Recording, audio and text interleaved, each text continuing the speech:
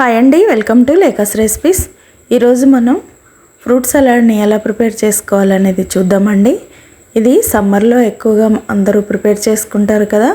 పిల్లలకైతే ఎక్కువ ఫ్రూట్స్ తినని వాళ్ళకి ఇలా చేసి పెడితే చల్లగా చాలా బాగా ఇష్టంగా తింటారు. ఇది అకేషన్స్కి కూడా ఈజీగా ప్రిపేర్ చేసుకోవచ్చు, చాలా త్వరగా అయిపోతుంది. ఇప్పుడు దీనికోసం ముందుగా ఒక గిన్నెని తీసుకొని అందులోకి 30 లీటర్ పాలని వేసుకోవాలి. పాలు చిక్కగా ఉండాలండి, చిక్కగా ఉంటేనే మనకి కస్టర్డ్ చాలా టేస్టీగా ఉంటుంది. ఇప్పుడు వీటిని స్టవ్ మీద పెట్టుకొని మంచిగా మరిగించుకోవాలి. ఇప్పుడు ఇవి మరిగే లోపల ఒక గిన్నెని తీసుకొని అందులోకి 1 కప్పు పాలని వేసుకొని, పాలు చల్లగా ఉండాలండి, పాలని వేసేసుకొని ఇప్పుడు ఇందులోకి 6 టీ స్పూన్స్ కస్టర్డ్ పౌడర్ని వేసుకోవాలి. వేసుకొని ఇదంతా కూడా పాలల్లో ఉండలు లేకుండా కలిసేలాగా కలుపుకొని ఇప్పుడు ఈ లోపల మనకి పాలు అనేవి మంచిగా పొంగొచ్చి మరుగుతూ ఉంటాయి. ఇప్పుడు మీగడ లేకుండా మధ్యలో కలుపుకుంటూ పాలను బాగా మరిగించుకోవాలి. చూసారా, ఇలా మీగడ లేకుండా మరగాలన్నమాట. ఇలా పూర్తిగా మరుగుతున్న పాలల్లో ఒక చేత్తో కలుపుకుంటూ ఇంకొక చేత్తో కస్టర్డ్ని వేసుకోవాలి. వేసుకున్న తర్వాత స్పూన్తో కలుపుకుంటూ కస్టర్డ్ అంతా దగ్గరగా అయ్యే వరకు ఉడికించుకోవాలి. ఒక 5-10 మినిట్స్లో మనకి ఇదంతా కూడా మంచిగా దగ్గరగా అయిపోతుంది. ఇప్పుడు ఈ కన్సిస్టెన్సీలోకి తయారైన తర్వాత ఒక 1/2 కప్పు షుగర్ని యాడ్ చేసుకోవాలి. చేసుకున్న తర్వాత కస్టర్డ్లో షుగర్ అంతా కలిసేలాగా కలుపుకున్న తర్వాత ఇప్పుడు ఫ్లేమ్ ఆఫ్ చేసేసి ఒక 1 అవర్ పాటు చల్లార్చుకోవాలి.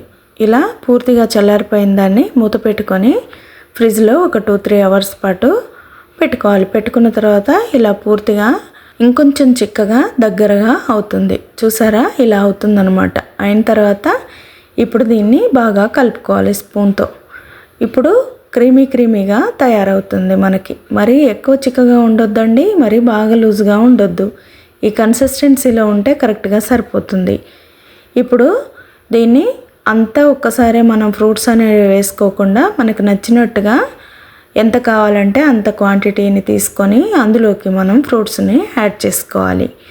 ఇప్పుడు ఇలా తీసి పెట్టుకున్న కస్టర్డ్లో 1/2 కప్పు జామ ముక్కలు, 1/2 కప్పు దానిమ్మ గింజలు, 1/2 కప్పు ద్రాక్ష ముక్కల్ని చిన్న ముక్కల్లాగా కట్ చేసుకోవాలి.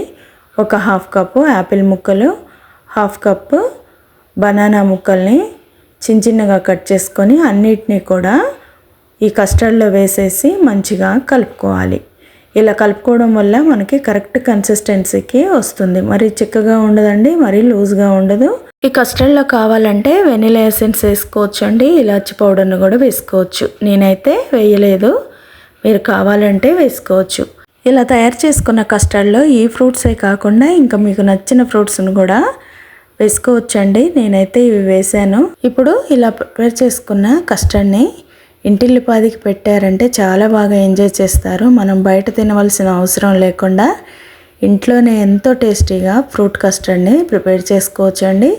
చాలా ఈజీగా క్విక్గా తయారు చేసుకునే ఫ్రూట్ కస్టర్డ్ మీకు నచ్చిందా?